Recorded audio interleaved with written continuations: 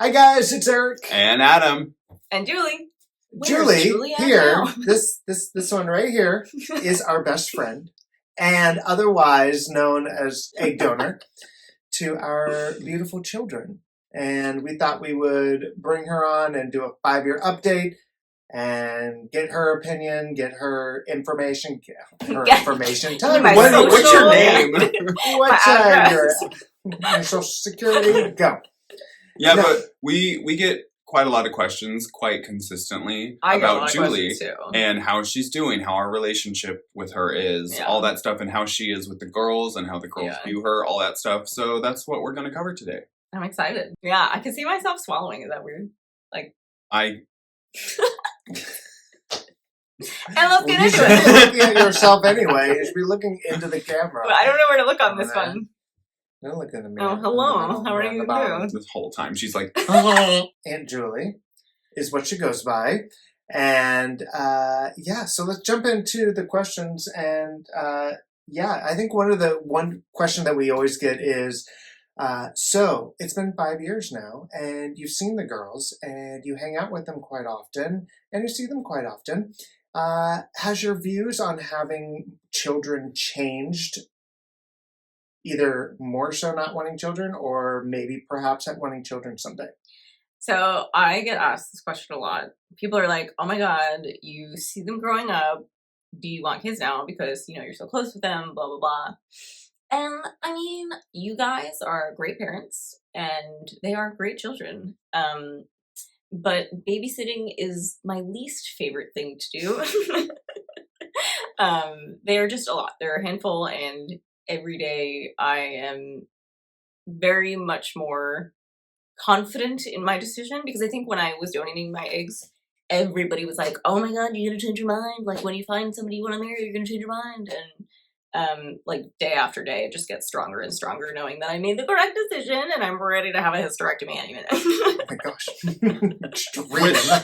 I love for you, because the amount of people that put this idea in your head that like, oh no, you're gonna change your mind, blah, your blah, mind blah, is wrong. Thinking that like you're wrong. They know all women and all women think and feel the same. It's like ridiculous. So it's that just mentality for every woman. I mean, you have to have children, you have to do this, and it's like that pressure that women in general get, that they have to have children by a certain age or blah blah blah. And I don't know, I've talked to a lot of women who feel that way, and they're just like, no, like, why is that always a first question? Yeah. Or if you have one kid, it's always like, when are you having the second? When are you going to have more? So it's not... You guys get that asked all that too. Yeah. You're like, when are you going to have more kids? Yeah. People need to chill. One of the huge things too is that back when I donated my eggs, we have YouTube, we had Instagram and stuff like that, but we didn't have TikTok. And I think being on TikTok and on the side of TikTok that I'm at, where it's just a lot of really powerful women talking about stuff that they believe firmly in and they're confident in, and seeing so many women feel the same way that I do is really encouraging, and it's just like a really great community support to have.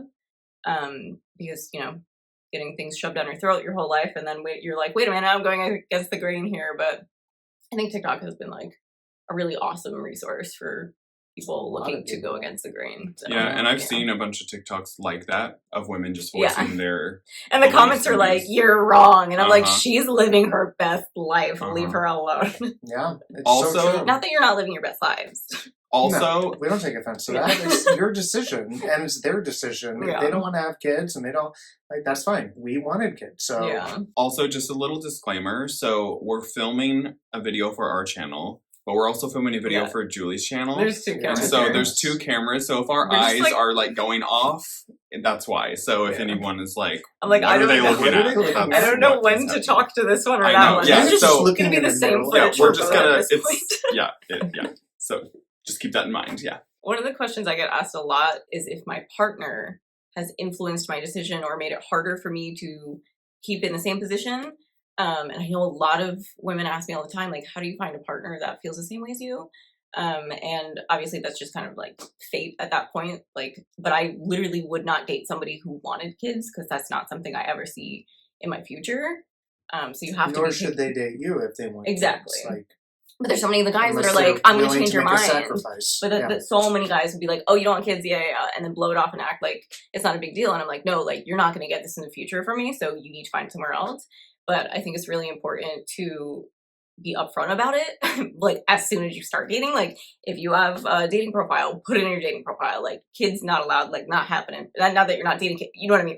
Yeah. Well, that's what happened. First date, second date, I was like, do you want kids? Because I knew I wanted kids. It's super important to, Like, people think it's just, like, some wishy-washy thing that just everyone goes with the flow with it. And, like, sure, you might be able to do that. But for some people, it's something they really don't or do want. And it's a make or break. So that should be something you think about first. And yes, I love Rogine more than anything. He is, like, my absolute soulmate. And there's nothing about me that wants to have a child with him. And he feels the same way. Like, we are, like, bound to be together. He's stuck with me, and but like there's no desire to, like, procreate because we're so happy with the life that we have. And if you had the same love for Rogine that you do now, but he really wanted kids, you would have no issue breaking up with him. I would let him go. I love him so much, but I would want him to be happy, and that's what true love is you want the person to be happy. So I'd be like, go reproduce elsewhere. And then maybe hit me up when when you don't something goes awry.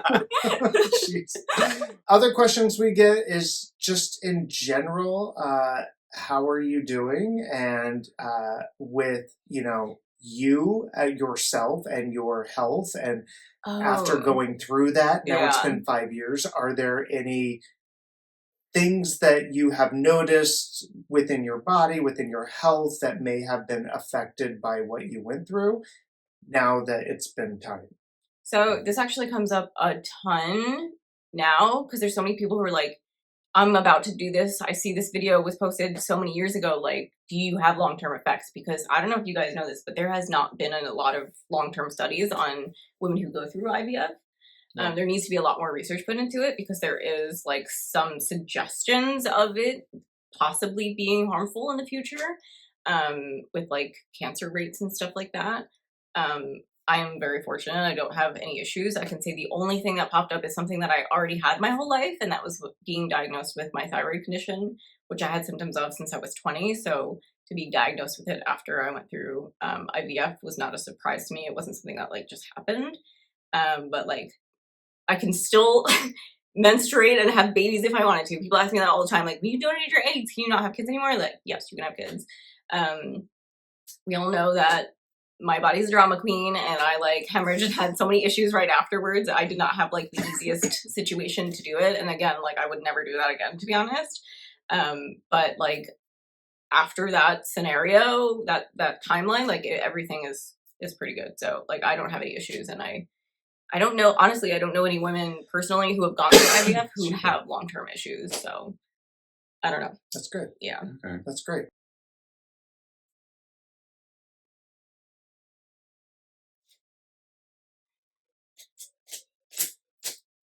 Wait. So 1, 2, 3, and then that. Okay. So rock, paper, scissors, shoot. Oh. What? Wait, okay. Rock, paper, scissors, shoot. Says what? I always said rock, paper, scissors, says shoot. What do you just so rock, paper, scissors, shoot? Rock, paper, scissors says, I don't want to do this anymore. Rock, paper, scissors, shoot. Rock, paper, scissors, shoot. Rock, paper, scissors, shoot. I just talk one. Yeah. So Eric just left to tend to the children, but one of the other things I want to address is my mental state, because I don't think I talked about this enough, but going through IVF and the whole process and truly understanding that I didn't want children kind of put me in a really weird depression. And because I was always told my whole life that, you know, your purpose in life is to have children. And I was so comfortable with the idea of not having children. It's not something I ever wanted or desired. I had no passion for that. And to realize, like, something everyone's told you your whole life is not what you want, it's hard. And I spiraled a little bit, and I was like, what is my purpose? And I went through, like, a pretty crazy depression, which also had to do with my thyroid. Once we fixed that, I was fine. But it took me a while, and I'm sure a lot of women feel the same way, is to figure out that there is so much more to your life than having children, and that's not just your sole purpose. And I'm just so, I mean, I feel like I'm living my purpose every day. So happy with my boyfriend. Like, I get to rock climb, I get to be happy. And I think that's something, I was just telling them what the mental state too. But like, yeah, your purpose is to be happy, and that's it. Whatever you choose to do, whatever path that is, as long as it's legal. Also, like, to kind of tie into what you just said, like, all the people out there that are, a lot of them are, like, just really transphobic. A lot of them are stating that the definition of a woman is to have a child. And so then, like, all the people that can't have or don't want to, like, are they less of a woman because of that? Like, it just let's get political. Does not sit right with me. I do not like it. Like, all those people that think that, I just, like, it's ridiculous. Yeah. Because, like, she's one of the strongest women I know. And because she doesn't want to have kids and isn't going to, it doesn't make her less of a woman than some other one that has had a kid. You know, like, it's just... Well, it's just the same as us, you know, and saying people, you know... Yeah, you're welcome. The girls need a mom, or whatever that they say in that sense. And I just don't think it's true, because there's so many single parents out there. But also, like, if you saw... Like, honestly, though, if you're thinking you want children, get an animal first. And just know, however needy they are, children are 20 times worse. 20? Generous.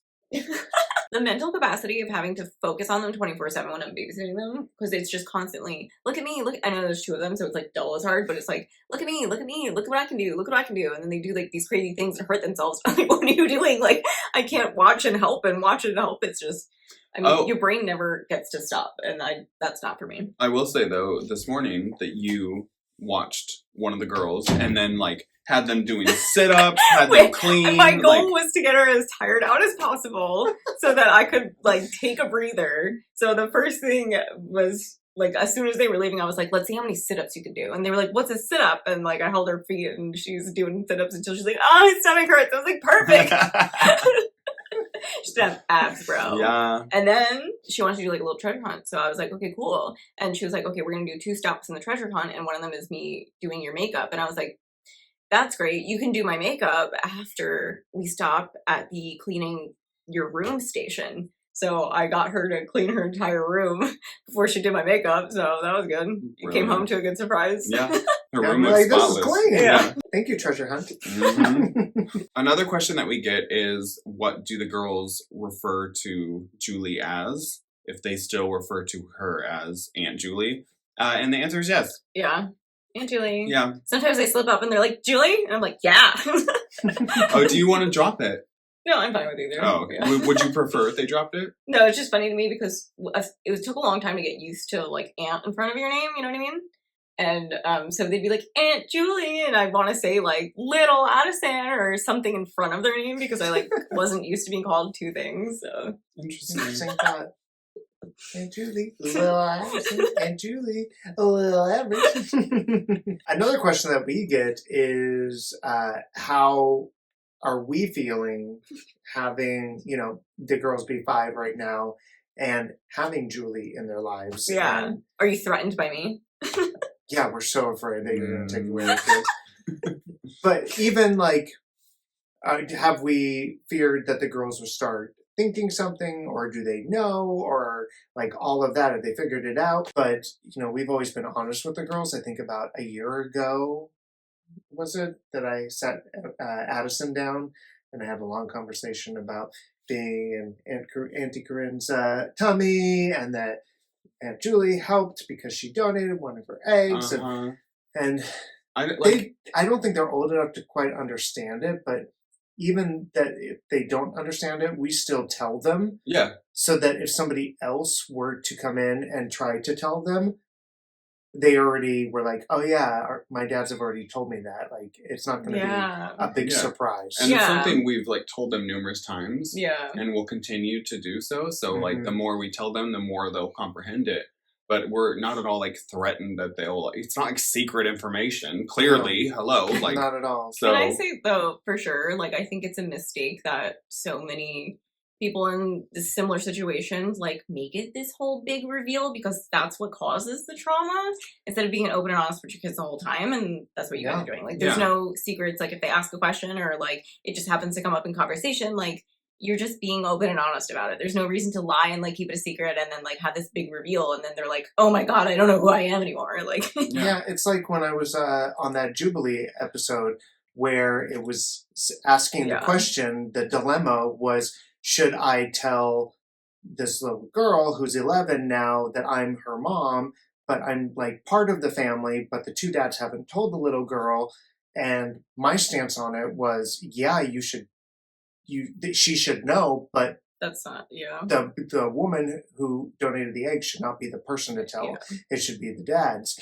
So yeah, you were always in the no box, but you were also like, she should know. She should know sooner rather than later, but it should come from the parents, not from, because the trust of the child and the parent. So that's what we're doing, is we're already informing them so that it's not a surprise, so that they already know that we're telling them the truth and they can trust us of, you know, what's really happening. So. Because one day when they figure out how to bypass those parental controls and they end up on YouTube and watch the whole video, they'll be like, oh, this is what they did?